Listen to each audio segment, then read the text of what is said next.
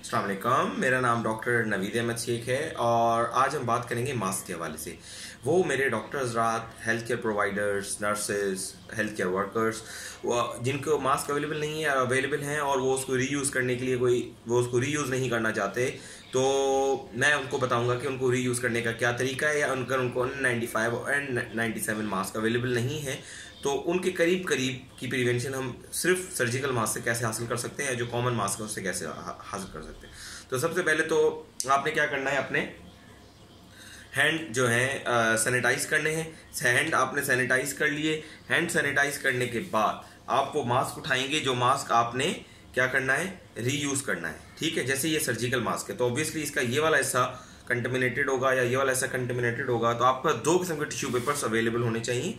या तो आपके पास इस तरह का टिश्यू अवेलेबल होना चाहिए या आपके पास टॉयलेट रोल अवेलेबल होना चाहिए। तो उसका आप कोई भी हिस्सा काटेंगे तो हम उसको यूज करेंगे। तो एक आपने यहां से इसको ऐसे लगा दिया, देखें ऐसे लगा दिया, ठीक है। और एक दूसरा भी उठाना है आपने, दूसरा उठा के भी आपने ऐसे लगा दिया, ठीक है। ऐसे लगाने के बाद आपने इसको पहना। अब आपने ये हिस्सा बिल्कुल साफ है और आपके हाथ सैनिटाइज हुए हैं। नीचे से आपने इसको क्लोज कर देना है मास्क के साथ।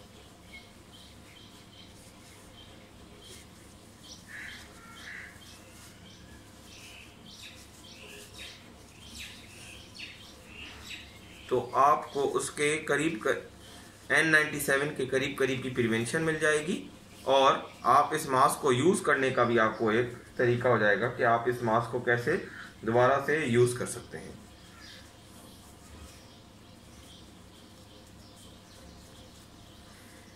ऑब्वियसली ये थोड़ा डिफिकल्ट है, तो इस तरीके से आप टिश्यू पेपर्स रखें अपने साथ, ठीक है, और आप उसको रीयूज़ करते रहें। और बिल्कुल आप इसको यूज़ कर सकते हैं और ये बिल्कुल देखा। और अगर थोड़ा सा आप इसको करें तो आप इसको इजीली नीचे से भी इसको फोल्ड करके और वो कर सकते हैं। अच्छा, अब हम बात करेंगे उन मास्क की